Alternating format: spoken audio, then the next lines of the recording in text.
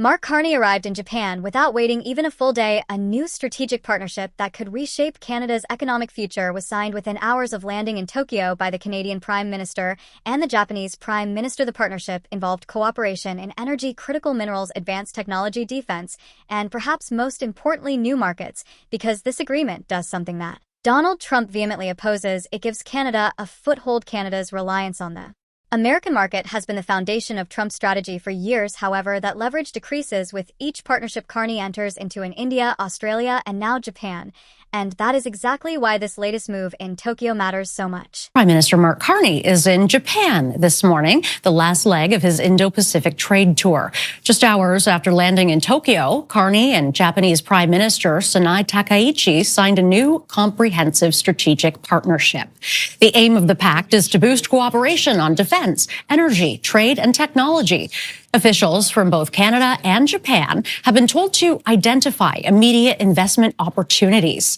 Carney and Takaichi also agreed to expand trade when it comes to energy projects, including liquefied natural gas, and to work closer on critical minerals. The moment Mark Carney landed in Tokyo, the pace of events was remarkable. He met with the Prime Minister of Japan within hours to announce a comprehensive strategic partnership between Canada and Japan. The agreement centers on four major areas of cooperation: defense, energy, security, expanded trade, and advanced technologies that will shape the global economy in the decades ahead. However, there is something even more significant beneath those headlines in areas that will determine the next generation of global power. Canada and Japan are aligning their economic strengths. That includes liquefied natural gas projects, the development and processing of critical minerals, cooperation on semiconductors, artificial intelligence innovation, and a wide range of emerging clean energy technologies. These industries are not the only important ones, they are the modern economy's strategic pillars. Furthermore, Canada possesses everything Japan requires to safeguard its long-term industrial future: a stable democratic partner that is able to support resilient supply chains in addition to extensive reserves of rare earth minerals and reliable energy supplies, which means this agreement is not simply a diplomatic announcement. It is a practical economic partnership that aims to strengthen both nations while reducing their vulnerability in a global economy that is becoming increasingly uncertain. The story now becomes geopolitical at this point because this deal is not just about Canada and Japan. It has to do with leverage. Donald Trump has tried for years to get Canada to make concessions by using tariffs and economic pressure. However, Canada will only benefit from this tactic if it has no other options. Mark Carney, on the other hand, is working to change that. China, India, Australia, Japan, the European Union, Gulf states, and the entire Indo-Pacific. Carney is stitching together a network of partnerships built around Canada's strengths: energy, minerals, and technology. The more those partnerships grow, the less vulnerable Canada becomes to American pressure, which means tariffs lose their bite, threats lose their power, and Canada gains negotiating strength. To put it another way, Washington's domestic leverage decreases the more deals Carney signs abroad. Critical minerals, think about energy. Those are the cards that Canada has to play on the world stage, and those are the basis upon which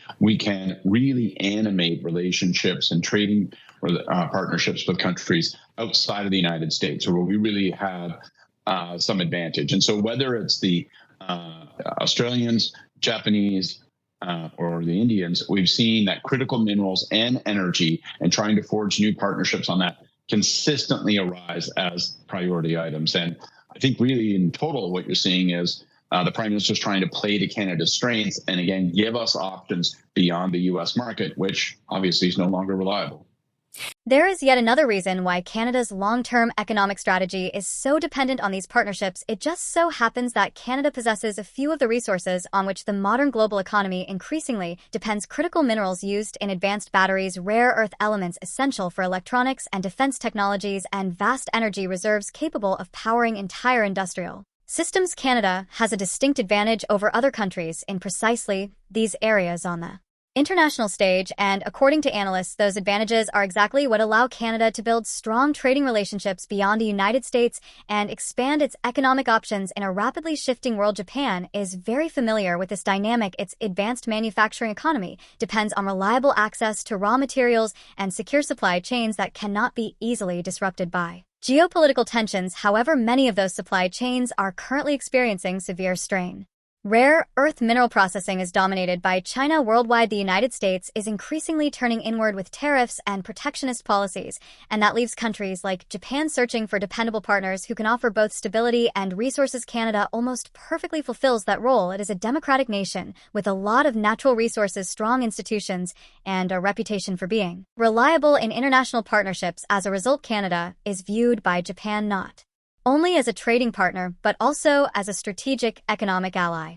These partnerships are acted upon for really, really strong economic ties. And again, I think there's another dimension to all this. The Prime Minister clearly seems to be trying to patch together a set of Indo-Pacific relationships, which in turn might be able to patch together with something with the EU, so that you've got a major trading bloc, or at least major potential partnerships of which Canada would be a part, but the United States would not. A way of giving us leverage against the might of the United States, so they can't just push us around on the world stage when it comes to trade. It is not a series of unrelated diplomatic visits that we are witnessing here. It is a carefully constructed strategy that is unfolding across the Indo-Pacific region. Mark Carney is effectively creating a network of partnerships with the goal of improving Canada's economic position and making the country less susceptible to pressure from any one power, particularly Donald Trump. He has already established a strategic partnership with Japan, expanded Canada's cooperation with Australia, and strengthened Canada's ties with India during this tour. Energy, vital minerals, advanced technologies, defense cooperation, and other areas in which Canada has global influence are the primary focus of each of these agreements. Furthermore, when taken as a whole, these partnerships form the foundation of something much more substantial. Analysts are coming to the conclusion that Carney is attempting to connect European partners as well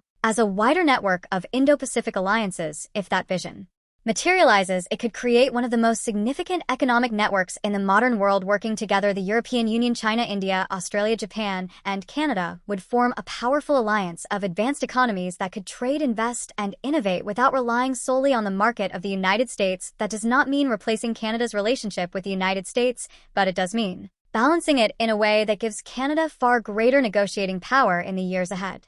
This kind of strategic balance can make all the difference in the global economy of today, which is becoming increasingly competitive. Therefore, take a look at what has transpired in the past few weeks. Carney arrives in India and makes significant agreements. He continues on to Australia, where he deepens his ties to energy and security. Now he arrives in Japan and announces a strategic partnership within hours. This is diplomacy moving at full speed, and every agreement sends the same signal. Canada is no longer dependent on a single power partner or market. Instead, it is establishing a global alliance network to improve its position and expand its options. That poses a serious issue for Donald Trump, because the more partners Canada has, the less economic pressure it exerts and the more leverage it gains on the international stage. Additionally, this most recent move in Japan exemplifies Mark Carney's approach to the emerging global reality. He is expanding Canada's options by establishing strong partnerships across the Indo-Pacific and beyond. Rather than responding to pressure, these agreements are steadily enhancing Canada's position in global trade and creating new opportunities for the country. From India to Australia to Japan, make sure you subscribe to Canada Today